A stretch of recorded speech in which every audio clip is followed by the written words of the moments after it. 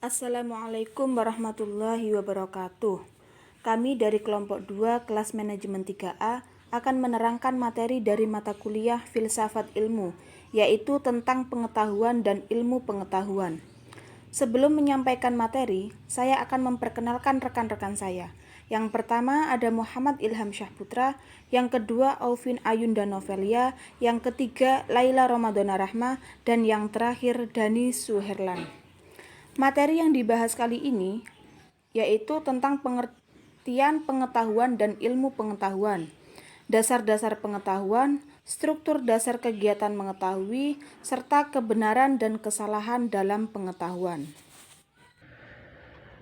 Pengetahuan sendiri itu adalah pengetahuan diperoleh dari pengalaman sehari-hari seperti rasa lapar dapat dihilangkan dengan makan, rasa haus dapat dihilangkan dengan minum, jika hujan terus-menerus akan berpotensi banjir, dan lain sebagainya. Pengetahuan tidak menyelidiki objeknya secara menyeluruh, tak bermetode dan tak bersistem. Sebaliknya, ilmu pengetahuan memeningkan sebab-sebab, mencari rumusan sebaik-baiknya, menyelidiki objeknya secara menyeluruh dan mendalam, bermetode dan bersistem. Ilmu pengetahuan memiliki definisi secara tersendiri, yaitu ilmu pengetahuan adalah kerangka konseptual atau teori yang saling berkaitan yang memberi tempat untuk pengkaji dan pengujian secara kritis dengan metode-metode ilmiah oleh ahli dalam bidang yang sama yang bersifat sistematik, objektif, dan universal. Sedangkan pengetahuan adalah hasil pengamatan yang bersifat tetap karena tidak memberikan tempat untuk dilakukan pengkajian dan pengujian secara kritis. Jadi pengetahuan tidak bersifat sistematis, tidak objektif, dan tidak universal. Terima kasih. Untuk materi selanjutnya akan dijelaskan oleh pemateri yang kedua. Selanjutnya yaitu tentang struktur dasar kegiatan mengetahui. Struktur kegiatan mengetahui sama dengan struktur dasar kesadaran. Struktur kesadaran terdiri dari dua unsur pokok, yaitu subjek yang menyadari dan objek yang disadari. Kesadaran bersifat intensional, yang berarti kesadaran mengarahkan diri kepada objeknya. Struktur mengetahui memakai pola yang sama dengan struktur kesadaran, yakni subjek yang mengetahui dan objek yang diketahui. Relasi subjek dan objek tersebut melalui 3 tahap. Yang pertama, sense perception, yaitu pencerapan inderawi. Yang kedua, understanding, yaitu pemahaman. Yang ketiga, judgment, yaitu pertimbangan dan penegasan putusan. Pada tahap ini, objek tersaji bagi subjek melalui penginderaan persepsi, imajinasi, dan ingatan. Kedua, understanding, pemahaman. Selanjutnya, pikiran memahami atau mengerti dengan mengonseptualisasikan pola dan struktur keterpahaman atau intelligible structure. Ketiga, judgment, yaitu pertimbangan dan penegasan putusan. Selanjutnya, kebenaran dan kesalahan dalam ilmu pengetahuan. Kebenaran. Secara umum, kebenaran biasanya dimengerti sebagai kesesuaian antara apa yang dipikirkan dan kenyataan yang sesungguhnya. Dalam pengertian ini, kenyataan yang sesungguhnya menjadi tolak ukur penentu penilaian. Kebenaran tidak datang dengan sendirinya, melainkan perlu dicari dengan cara yang tepat. Kebenaran selalu tersembunyi di balik fakta, fenomena, realita, dan data. Kebenaran dan kesalahan dalam ilmu pengetahuan. Yang pertama, kebenaran. Secara umum, kebenaran biasanya dimengerti sebagai kesesuaian antara apa yang dipikirkan dan kenyataan yang sesungguhnya. Dalam pengertian ini, kenyataan yang sesungguhnya menjadi tolak ukur penentu penelitian. Kata Yunani untuk kebenaran adalah aletheia. Pengertian Plato secara etimologis tentang kebenaran sebagai aletheia berarti ketaktersembunyian adanya atau ketersingkapan adanya. Selama kita masih terikat pada yang ada dan tidak masuk pada adanya dari yang ada itu, kita belum berjumpa dengan kebenaran. Karena adanya itu masih tersembunyi. Baru ketika selubung yang menutupi semua yang ada itu disingkapkan sehingga terlihat oleh mata batin kita, maka terbukalah adanya atau bertemulah kita dengan kebenaran. Kebenaran di sini dimengerti sebagai terletak pada objek yang diketahui. Menurut Plato, kebenaran sebagai ketaktersembunyian adanya ini tidak dapat dicapai manusia selama hidupnya di dunia ini. Cara menemukan kebenaran. Kebenaran tidak datang dengan sendirinya, melainkan perlu dicari dengan cara yang tepat. Kebenaran selalu tersembunyi di balik fakta, fenomena, realita, dan data. Cara menemukan kebenaran berbeda-beda. Kebenaran dapat dilihat secara ilmiah dan non-ilmiah. Menurut Kasmadi, 3K tahun 1990 adalah sebagai berikut.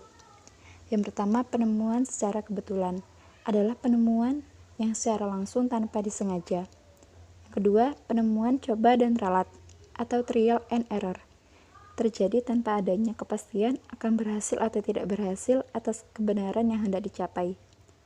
Yang ketiga, penemuan melalui otoritas atau wibawa. Misalnya orang yang mempunyai kedudukan dan kekuasaan sering diterima sebagai kebenaran meskipun pendapat didasarkan pada pembenaran atau bukti ilmiah. Yang keempat, penemuan secara spekulatif. Cara ini mirip dengan cara coba dan ralat. Yang kelima, penemuan kebenaran lewat cara pikir yang kritis dan rasional. Cara pikir yang ditempuh pada tingkat permulaan dalam pemecahan masalah adalah dengan cara berpikir kritis dan rasional.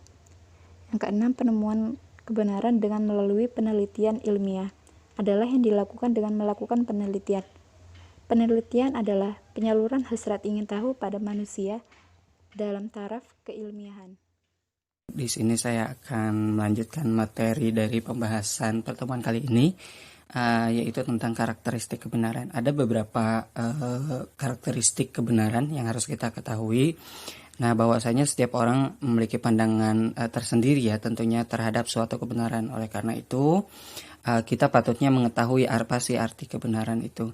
Nah, konsep kebenaran itu memiliki beberapa karakteristik. Yang pertama, kebenaran bersifat universal atau kebenaran suatu pikiran tentunya dapat diterima secara umum, artinya dapat berlaku kapanpun dan dimanapun. Yang kedua, yaitu kebenaran bersifat mutlak. Nih, tanpa pandangan tersebut maka pembuktian kebenaran akan sia-sia. Ini menunjukkan pada tidak adanya kebohongan atau ketidakwarasan omong kosong dalam sebuah kebenaran. Yang ketiga, yaitu kebenaran bersifat manusiawi, artinya bahwa pengetahuan yang disampaikan secara alamiah dapat diterima atau dimengerti oleh manusia. Yang keempat, kebenaran bersifat argumentatif. Dalam sebuah diskusi tentunya pembuktian terhadap suatu pendapat atau pengetahuan harus diakui. Nah, argumentasi yang digunakan untuk menjelaskan proses pendapatan pengetahuan yang baru tersebut sehingga orang lain dapat menilai kebenaran dari proses tersebut.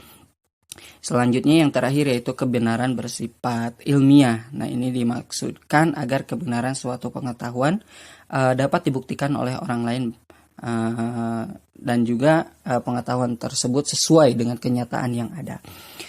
Itu 5 karakteristik dari kebenaran ilmiah. Nah, ini ciri-ciri yang kita sebutkan.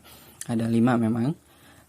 Jika menemukan referensi lain, silahkan teman-teman untuk didiskusikan.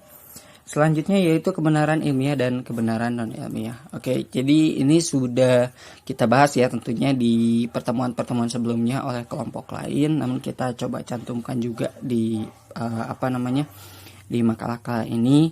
Kita singkat saja apa sih kebenaran ilmiah itu ya. Nah, ini tentunya kebenaran memiliki aneka segi tergantung cara pandang yang digunakan. Nah, kebenaran dalam filsafat ilmu termasuk kebenaran ilmiah. Ya, ini kebenaran yang bersifat koheren, tersistem, metodologis. Nah, kebenaran filsafat ilmu akan menguatkan satu bidang keilmuan. Sebaliknya, jika kebenaran itu mampu diturunkan oleh penemuan berikutnya, menandai kebenaran yang mutlak. Selanjutnya, apa sih kebenaran non-ilmiah nih? Berbeda dengan kebenaran ilmiah yang diperoleh berdasarkan metode ilmiah, ada juga kebenaran karena faktor-faktor non-ilmiah. Nah, ini kebenaran non-ilmiah juga sudah dibahas sebelumnya. Di antaranya adalah beberapa kebenaran secara kebetulan, kemudian kebenaran karena akal sehat, kemudian kebenaran spekulatif, ini juga sudah kita bahas. Kebenaran karena kewibawaan, nah, dan lain sebagainya. Selanjutnya itu kesalahan. Nah, di sini tentunya sebelum kita menjelaskan tentang apa itu kesalahan, ya sebetulnya kita juga sudah paham apa itu kira-kira kesalahan. Ya berarti kebalikannya dari kebenaran. Namun di sini ada istilah-istilah yang kita harus ketahui dalam istilah kesalahan filsafat ilmu. Yang pertama yaitu ada benar salah. Nah, istilah benar salah dalam bahasa Inggris disebut true false. Nah, ini dipakai untuk menilai sifat atau kualitas ya, suatu proporsi atau makna isi suatu pernyataan. Kemudian yang kedua ada betul atau keliru. Ini dipakai untuk menilai keadaan orang atau isi pembuat pernyataan sebagai akibat dari pertimbangan dan keputusannya atau suatu proporsi, disebut dalam bahasa Inggris truth error. Yang ketiga yaitu tepat meleset atau correct incorrect. Ini dipakai untuk menilai jawaban atas suatu pertanyaan atau persoalan. Dan yang terakhir adalah sahih dan tak sahih, atau dalam bahasa Inggris valid invalid. Nah, kadang juga disebut sounds and sounds. Ini dipakai untuk menilai prosesnya, prosedur atau langkah-langkah penalaran suatu penyimpangan suatu argumen. Selanjutnya itu ada kekeliruan dan kesalahan. Apa sih kekeliruan? Nah, tentunya kekeliruan dan kesalahan perlu dibedakan. Apa sih itu kekeliruan? Nah, pada umumnya kekeliruan berarti menerima sebagai benar apa yang senyatanya salah. Nah, kemudian yang kekeliruan adalah suatu yang berhubungan dengan aspek kognitif subjek. Nah, kemudian sedangkan kesalahan adalah hasil dari tindakan tersebut. Nah, selanjutnya yaitu dari pembahasan kita akan masuk ke bagaimana caranya menghindari kesalahan dalam pengetahuan. Yang pertama yaitu kerjasama yang baik antara intelek dan kehendak. Nah, di sini kesalahan dan kekeliruan merupakan akibat tidak maksimalnya dari daya kerja akal, budi, dan kehendak. Maka perlulah kita kerjasama baik antara intelek maupun kehendak. Yang kedua yaitu sadar akan kesalahan yang telah kita buat. Nah, ini menyadari kesalahan dapat merupakan langkah yang tepat nih untuk menuju kebenaran. Orang dapat bersalah karena ia melakukan kekeliruan. Kalau ia tidak mau belajar dari pengalaman masa lalunya dan menghindari jatuh ke lubang kekeliruan yang sama. Nah, itu yang kedua. Sekian video dari kelompok kami, kurang lebihnya mohon maaf. Wassalamualaikum warahmatullahi wabarakatuh.